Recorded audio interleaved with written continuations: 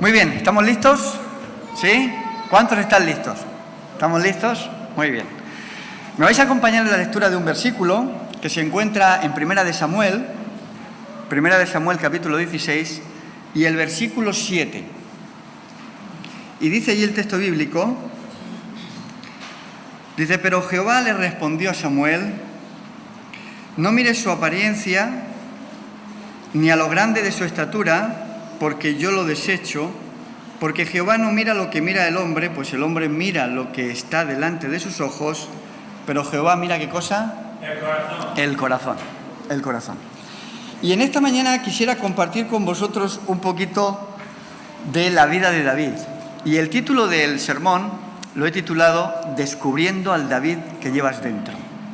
Vamos a ver si de alguna forma nos podemos identificar con el David bíblico y podemos tener esas características que hacían de David ese personaje que era un hombre conforme al corazón de Dios. Y quisiera de alguna forma hacer un pequeño resumen de quién era David. Sabemos que David en sus buenos años era un muchacho jovencito, un adolescente. El espíritu profecial Nahuay dice que podría estar entre los 16 y 17 años, más o menos, un chaval joven. Y dice el texto bíblico que además era una persona rubia, de ojos bellos, ojos azules dicen algunos, y de una hermosa apariencia. Era un muchacho que daba gusto verlo. Evidentemente no destacaba tanto en su altura como su hermano Eliab, que era aquel en el que Samuel se fijó en un momento determinado y dijo: este es el que puede reemplazar a Saúl, ¿verdad?, por su altura. Pero sin embargo el Señor evidentemente le dice: no mires su apariencia, porque yo miro el corazón. Y David es ese muchacho que de alguna forma reunía las características para hacer el plan de Dios, para de alguna forma cumplir el propósito que Dios tenía para su pueblo en ese momento. Y quisiera primeramente deciros que David cumplía una característica en la cual vamos a ver si nosotros también nos identificamos. David fue llamado por Dios con un propósito especial. ¿Estamos de acuerdo? ¿Cuántos de nosotros hemos sido llamados también por Dios? Yo creo que todos los que estamos aquí, por eso estamos aquí, porque hemos sentido el llamado de Dios. Pero ese llamado viene con un propósito. Y he rescatado una cita del Espíritu Profecía de Patriarcas y Profetas, donde ella dice: la ceremonia del ungimiento de David fue para el joven un anuncio del destino elevado que le esperaba, para que en medio de todos los diversos incidentes y peligros de sus años venideros, este conocimiento le inspirase a ser fiel al propósito que Dios quería lograr por medio de su vida. David fue llamado por Dios, fue llamado con un propósito, al igual que nosotros también hemos sido llamados por Dios y hay un propósito para nosotros. ¿Cuál será ese propósito? Bueno, a cada uno de nosotros es responsabilidad el descubrir ese propósito, ¿no? Pero quisiera pararme en esa frase que dice el Nahuay, dice que el ungimiento fue para David un anuncio del destino elevado que le esperaba. ¿Y nuestro destino es elevado o no? Es más, ¿hemos sido nosotros ungidos también como lo fue David? Porque uno puede decir: bueno, pastor, yo estoy aquí porque siento que he sido llamado por Dios. Creo que he sido llamado por el Señor. Y seguro que hay un propósito, pero también he sido ungido. Fijaros lo que dice el apóstol Juan en Primera de Juan, si queréis acompañarme en vuestras Biblias. Primera de Juan, capítulo 2, en el versículo 20, dice: mas vosotros tenéis la unción del Santo y conocéis todas las cosas. Y en el versículo 27 añade, dice: pero la unción que vosotros recibisteis de Él permanece en vosotros. Luego podemos decir que si nosotros hemos sido llamados por Dios con un propósito especial, evidentemente el Señor nos unge. El Señor de alguna forma nos marca, nos señala, al igual que lo hizo con David, porque evidentemente hay un propósito por el cual nosotros hemos sido llamados. Y Juan nos quiere recordar que evidentemente nosotros hemos sido llamados por Dios y hemos sido ungidos. Tenemos la unción. del Santo, dice el texto bíblico. La unción de parte de Dios.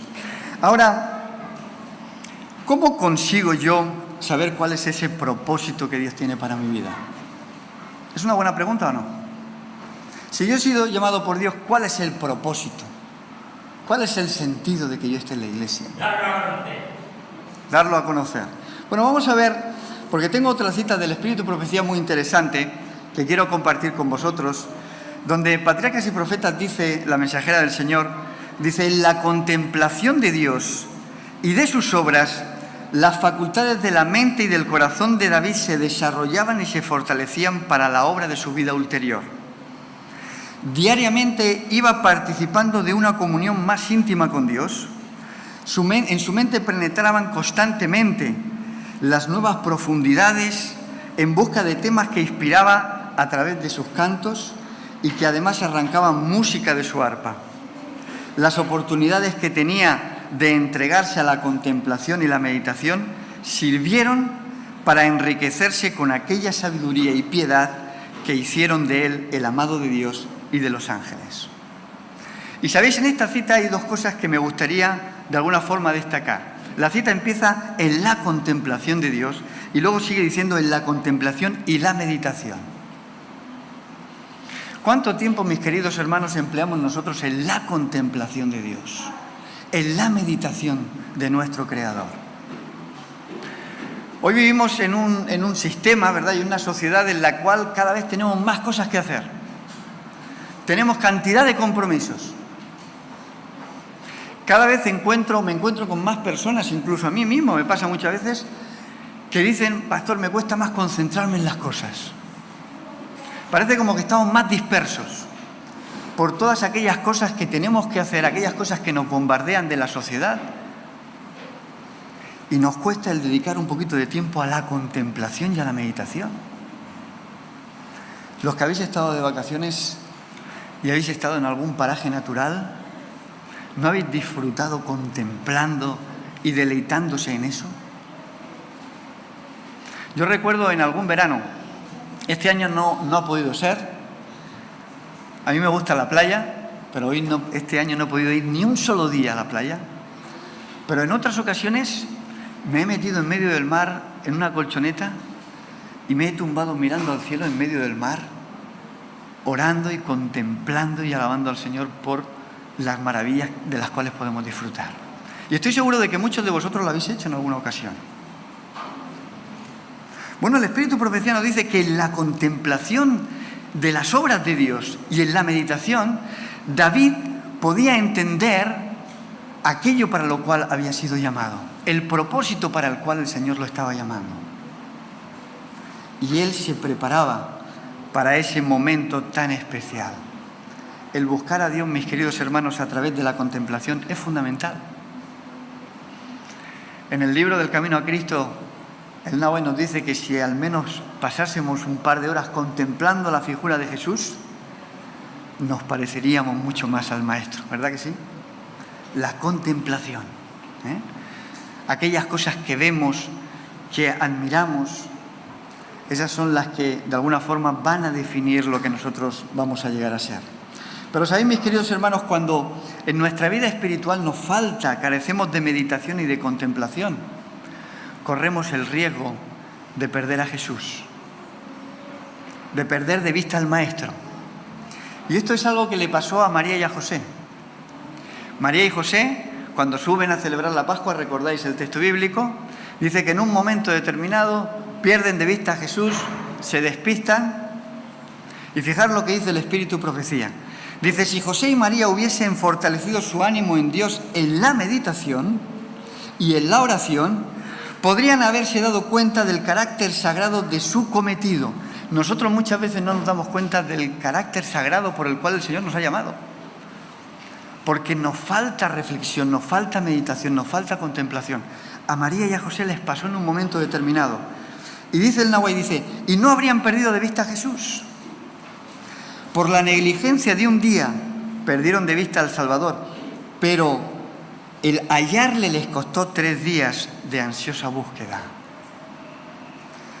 Por la conversación ociosa, la maledicencia o el descuido de la oración, perdemos en un día la presencia del Salvador, y eso puede requerir de muchos días para encontrarle. Y estoy seguro de que vosotros habréis pasado alguna vez por esa situación en la cual habéis dicho, bueno, hoy no he tenido tiempo para meditar en el Señor, para contemplar un poquito de las maravillas del Señor. Y pasa otro día y nos damos cuenta de que cuanto más días pasan, más nos cuesta encontrarnos con Jesús. Nos lleva más tiempo. Un día sin meditar, sin contemplar al Maestro, nos puede llevar, como dice en la Guay, 3 días de poder hallarlo. 2 días, esto es una relación matemática. Paso 2 días sin la presencia y la contemplación de Dios. Me va a llevar 6 días el poder encontrarme realmente con el Maestro y poder sentir la paz, como dice el Espíritu Profecía, que a veces perdemos. Mis queridos hermanos, la contemplación, la meditación es importante. David dedicaba tiempo a eso. Él sabía que Dios lo había llamado, que había un propósito, y para entender cuál era ese propósito necesitaba contemplar la creación y pasar tiempo meditando con el Señor. Hay una historia que dice que Fernando el Católico, en el año 1512, dice que él tuvo de alguna forma pues el deseo de juntar todos los pequeños hospitales que había en Valencia para hacer un solo hospital. Y entonces se creó el Hospital General de Valencia. Y en el año 1966, uno de los directivos del hospital, en ese momento, después de las reformas que habían hecho y habían dejado el hospital muy bonito, dijeron, oye, tenemos que ponerle un nombre al hospital, ¿no?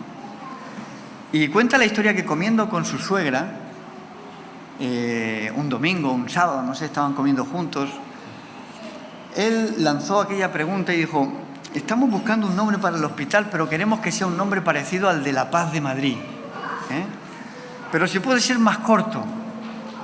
Y entonces la suegra de este hombre le dijo, más corto que La Paz solo puede ser la fe, ¿verdad?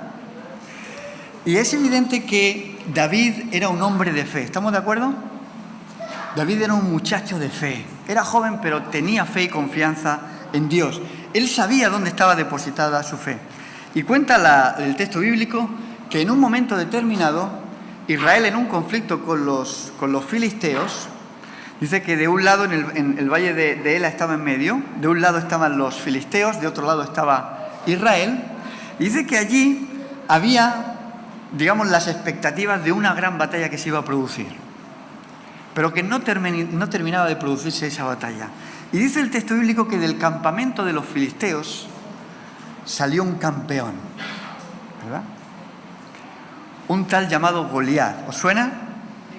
Que dice el texto bíblico que medía como 3 metros de altura.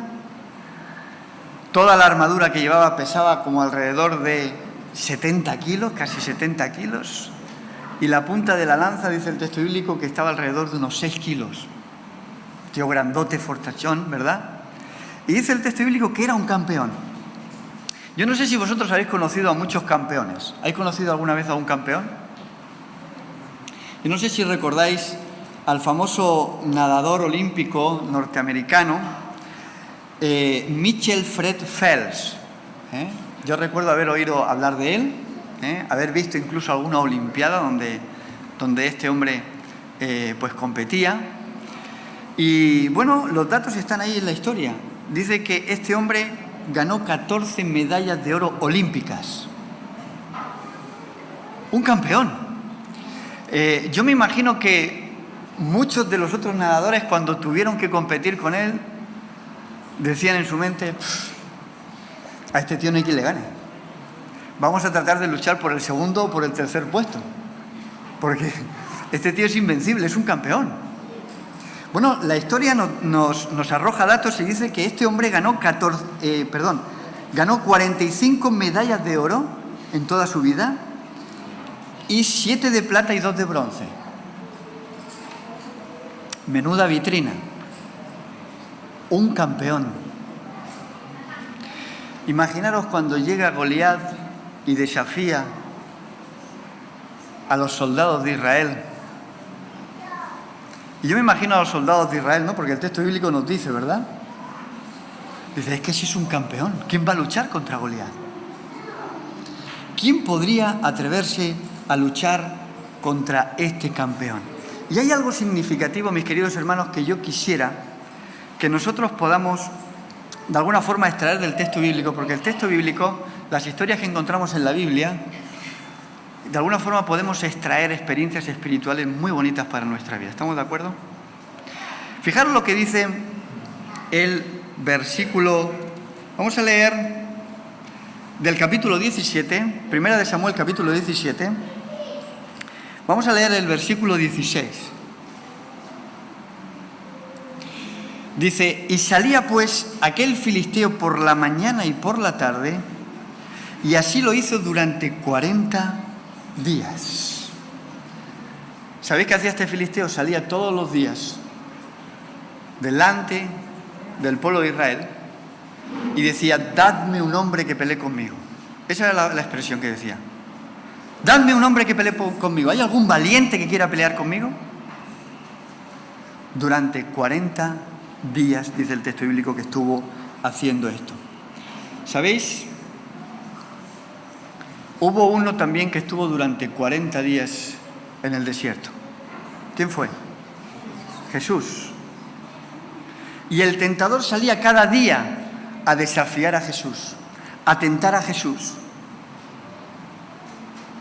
Y finalmente Jesús venció a ese Goliat, venció a Satanás, venció la tentación. Fue la primera batalla que le ganó a Satanás, la otra la venció en la cruz.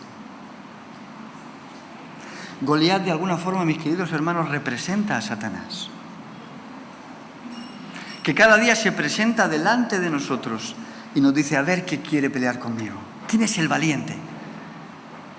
¿Quién es aquel que puede vencerme? Bueno, David de alguna forma representa en este caso a Jesús. Y dice que después de esos 40 días, David se presenta allí delante de este filisteo, ¿verdad? Y lo vence. Y esto es interesante porque David tenía fuerza en sí mismo para vencer a ese gigante. No. ¿Qué tenía David? Tenía fe en Dios. Sabía que Dios estaba con él. Porque cuando uno, ¿verdad?, sabe que Dios está con él, ya pueden venir todos los gigantes que quieran, ¿verdad? La batalla está ganada. Y después de esos 40 días, David, de alguna forma, representando aquí a Jesús, venció por Israel, al igual que Jesús venció también por nosotros. ¿Amén? ¿Y hay recompensa para los vencedores? ¿Hay recompensa o no? Fijaros lo que dice Apocalipsis. Al que venciere le daré a comer del árbol de la vida. ¿Queremos comer del árbol de la vida, mis queridos hermanos? Para eso tenemos que vencer por la fe en Cristo Jesús. Dice también, al que venciere le daré a comer del maná escondido.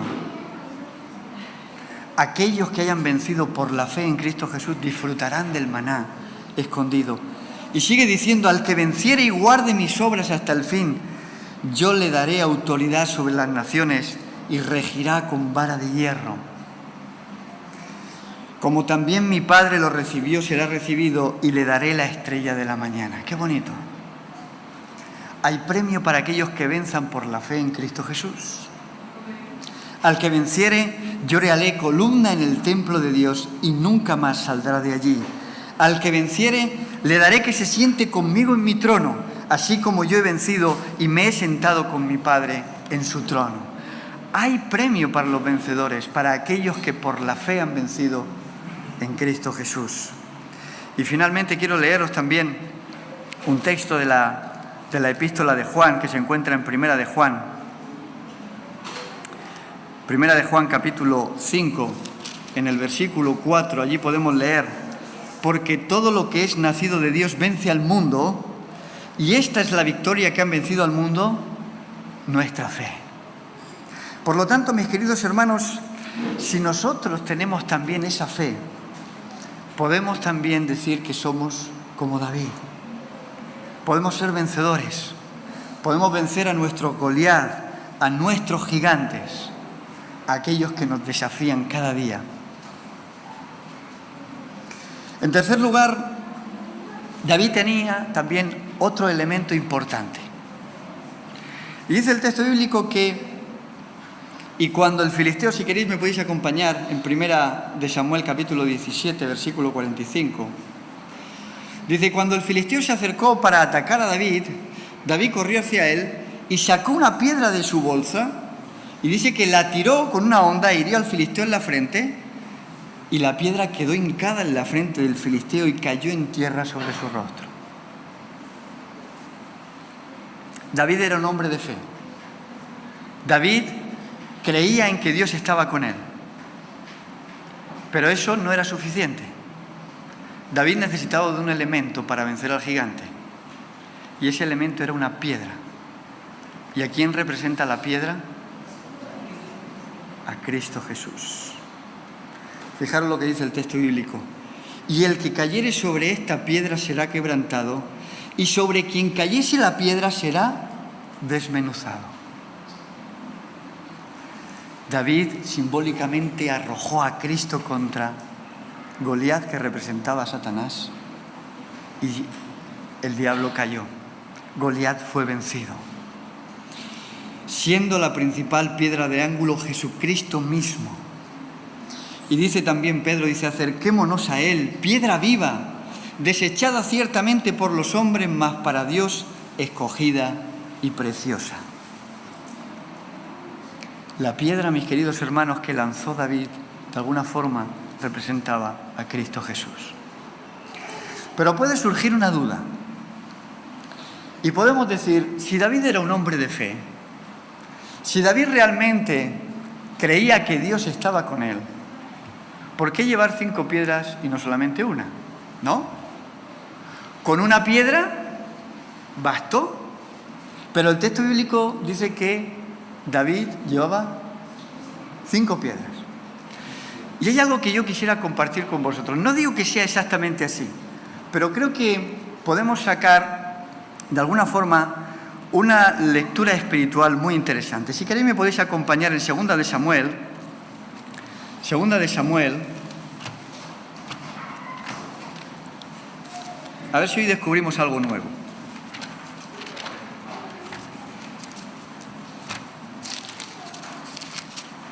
Segunda de Samuel, vamos a ir al capítulo 21.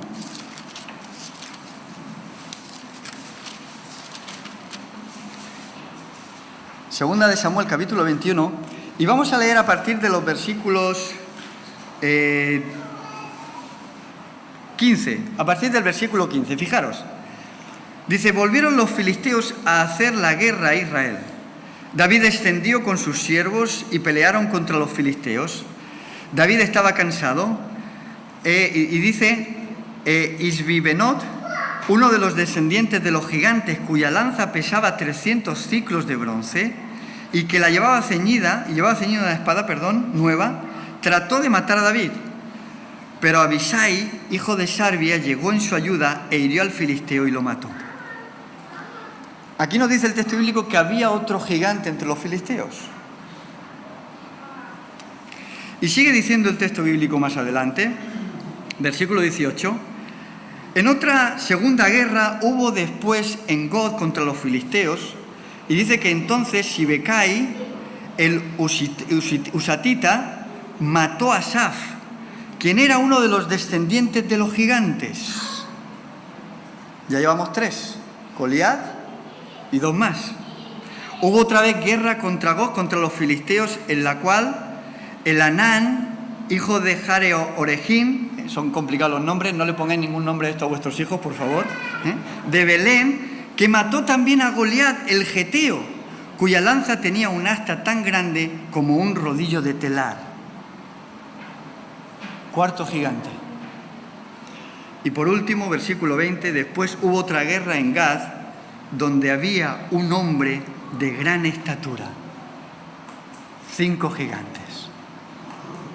Mis queridos hermanos, yo pienso que es posible que entre los filisteos estuviesen todos estos gigantes, pero había uno que realmente era el más fuerte, el que era un campeón de verdad. Y David llevaba 5 piedras por si con el primero no había suficiente, dice, a los otros 4 me los cargo también. 5 piedras para 5 gigantes. Mis queridos hermanos, ¿qué nos enseña esto?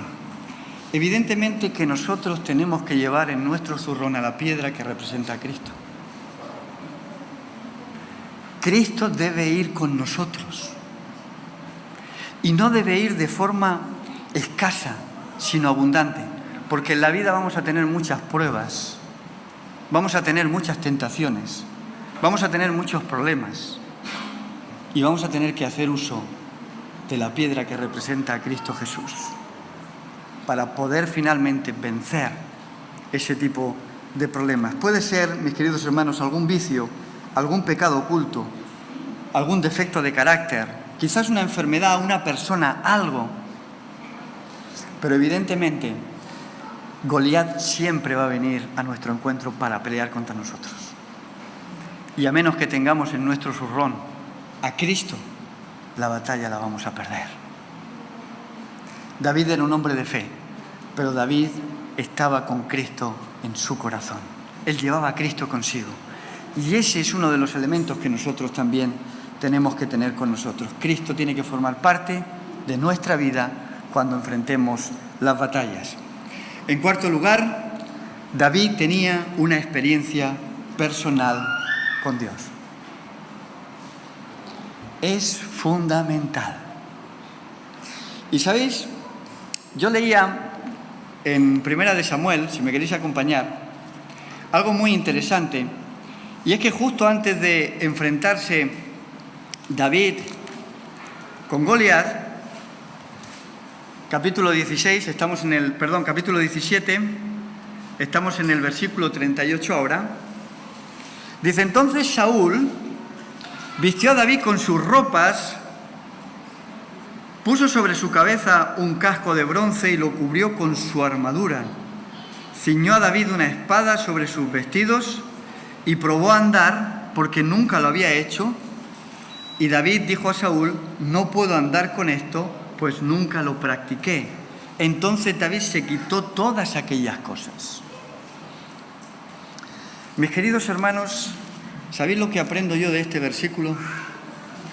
Que la experiencia con el Señor es única e intransferible. Mi experiencia personal con el Señor no te sirve a ti para tener una experiencia personal con el Señor. Te puede ayudar, te puede orientar, te puede motivar. Pero mi armadura está hecha a medida. Al igual que tu armadura está hecha a medida. David entendió eso. La experiencia con el Señor es única e intransferible. Mi experiencia personal con el Señor, mis queridos hermanos, no salva a mis hijos. No les sirve a mis hijos. No les sirve a mis familiares. Puede ser un ejemplo, puede ser un testimonio, pero cada uno tiene que tener su experiencia personal con el Señor. David eso lo entendió, y David tenía una experiencia personal con Jesús, tenía una experiencia personal con el Dios Todopoderoso. Eso es lo que hizo de David quien fue. Un hombre conforme al corazón de Dios, un hombre preparado para la batalla, un hombre seguro de que el Señor iba adelante y iba a darle la victoria finalmente. Así que, mis queridos hermanos, en esta mañana os quiero decir que si sientes que Dios te ha llamado con un propósito y por eso estás aquí, si tienes fe en Cristo Jesús, si Cristo Jesús va contigo cada día de tu vida, y si además tienes una experiencia personal con Él, entonces déjame decirte que has descubierto al David que llevas dentro. Ojalá que el Señor te ayude y me ayude a mí, para que esta experiencia de este gran hombre nos ayude a vencer a nuestros gigantes y a seguir adelante hasta que Cristo venga. Que el Señor los bendiga. Amén.